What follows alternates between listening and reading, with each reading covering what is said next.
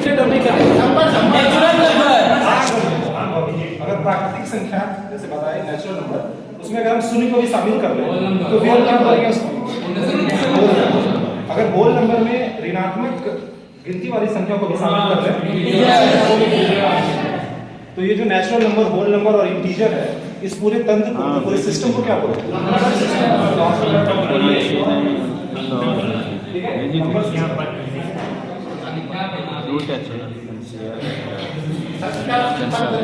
ठीक है, हमको पता है कि नंबर सिस्टम दो टाइप के होते हैं। ठीक है, एक रियल नंबर, एक इमेजिनरी नंबर। ठीक है, रियल नंबर ऐसी संख्या है जिसको हम लोग नंबर लाइन पे ड्रॉ कर सकते हैं, उस सबको रियल नंबर बोलते हैं। और इमेजिनरी नंबर मतलब काल्पनिक संख्या है जिसको नंबर लाइन पे ड्रॉ नहीं कर सकते, उसको काल्पनिक संख्या बोलते हैं। तो रियल नंबर्स जो होते हैं, आपको पता है ये नंबर लाइन है। ठीक है, जब हम राइट साइड जाते हैं तो पॉजिटिव होता है और इधर आते हैं तो निगेटिव होता है। जब भी हम लेफ्ट से राइट की ओर बढ़ते हैं तो संख्याएं बढ़ती है। आप देख रहे हैं -2 में -1 में कौन बढ़ा है? -1 बढ़ा है। और 1 और 2 में कौन बढ़ा है? 2 बढ़ा है। जब भी हम लेफ्ट से राइट जाएंगे संख्याएं बढ़ेंगी। तो जितने भी नंबर है जिसको हम नंबर लाइंस पे ड्रॉ कर सकते हैं सब रियल नंबर। जैसे 1 2 3 4 आप तो देख ही नहीं, ड्रॉ कर सकते हैं। -1 भी अब आपके मन में आ रहा है 1/5 या 1/2 को कैसे ड्रॉ करेंगे? तो जैसे 1/2 है तो वो 1 और इसके बीच में आएगा, यहाँ पे नहीं आएगा। तो 1/5 है, 1/5 को कैसे ड्रॉ करेंगे? कोई बता सकते हैं?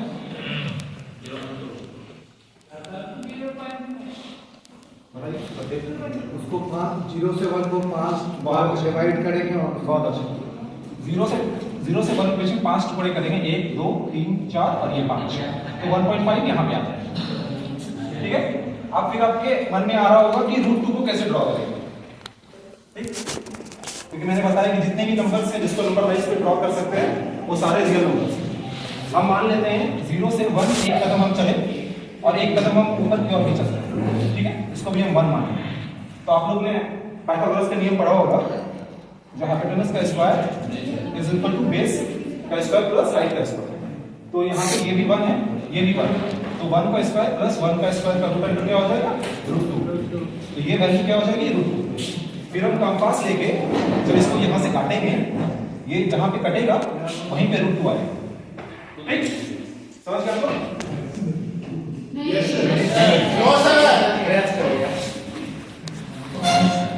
फिर से समझाइए बढ़िया से। ठीक है, फिर से समझा रहा ये नंबर लाइन है। शांत रहिए, शांत रहिए, तब समझ पाइए। ध्यान दीजिए, ये 1 है। ठीक है, यहाँ से यहाँ तक एक कदम हम चल रहे हैं, आप जाने नंबर लाइन से ये 1 है। एक लाइन और ड्रॉ करते हैं यहाँ पे, इसको भी हम लोग 1 ही मानते हैं। ठीक, जब हम लोग पाइथागोरस में पढ़े हैं कि हाइपोटेनस का square is equal to base square plus height का स्क्वायर। जब ये भी 1 है और ये भी 1 है तो ये कितना होगा आपको पता है? √2 होगा। ठीक, जब एक कंपास लेके जब हम लोग चाप लेते हैं, आपके जो जिससे सर्कल करते हैं, आप उसको यहाँ पॉइंट लेके जब इसको मिलाइएगा, जब ये पॉइंट जहाँ पे बाइसेक्ट करेगा इस लाइन को, √2 का वैल्यू नंबर लाइंस पे वहीं लाई करेगा। आप समझ गए? अब रियल नंबर्स को हम लोग 2 भागों में डिवाइड करते हैं, रैशनल और इरैशनल।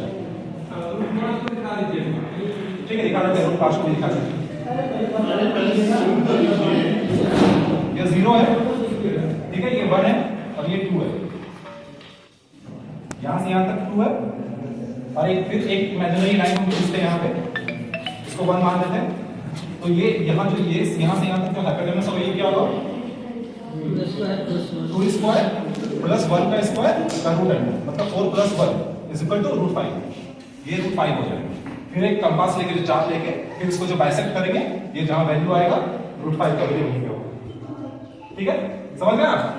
Yes sir. वो ट्रायंगल हम क्यों बनाएंगे? हां, अब तो आप कौन सी क्लास में पढ़े पता है ना? 6 सर, तो वही तो बोले वो ट्रायंगल नंबर लाइंस के बारे में नहीं जानते तो अब रियल नंबर्स को 2 भाग में डिवाइड करते हैं, रैशनल और इरैशनल, मतलब परिमेय और परिमेय संख्या। चलिए हो गया। बस सही है कोई